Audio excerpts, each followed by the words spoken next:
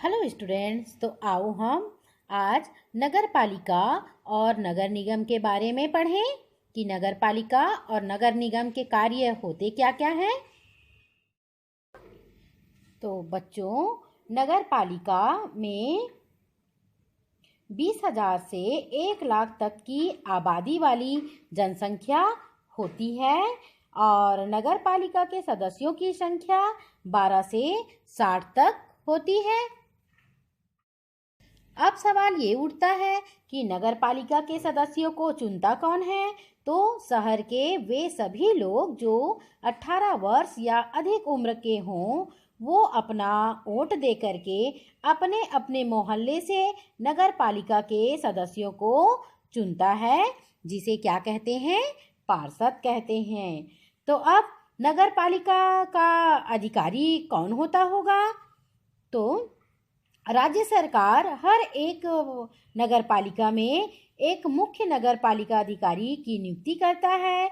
इनका काम नगर पालिका के निर्णयों को नियमानुसार लागू करवाना और नगर पालिका के कर्मचारियों के कामों की देख रेख करना होता है।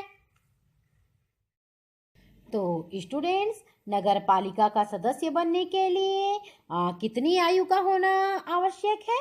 तो नगर पालिका का सदस्य बनने के लिए कम से कम 21 वर्ष की आयु होनी चाहिए। अच्छा, आप लोग ये बताओ, अगर आप लोग पार्षद होते तो क्या करते?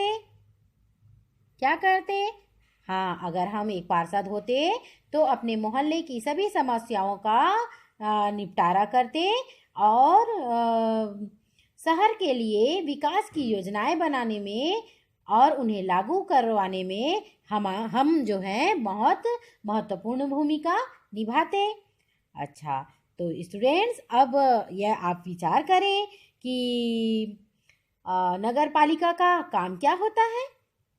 नगर पालिका पानी की व्यवस्था, सफाई की व्यवस्था, चिकित्सा की व्यवस्था, सड़कों की व्यवस्था, सड़कों पर प्रकाश की व्यवस्था, कांजी हाउस का प्रबंध करना, जन्म और मृत्यु का लेखा जोखा रखना और बाजार और मंडी की व्यवस्था करना, बीमारी फैलने पर रोकथाम के लिए टीकाकरण करवाना, समाज के कमजोर वर्गों को सुरक्षा प्रदान करना, वाचनालय, पाठशाला, बाग बगीचे, मनोरंजन की व्यवस्था करवाना, सांस्कृतिक व शिक्षा संबंधी गतिविधियों का विस्तार करना, ये सभी जो हैं नगर पालिका के कार्य हैं। अब सवाल ये उठता है कि नगर पालिका के पास पैसे कहाँ से आते होंगे जो वो इतना काम करवाती है।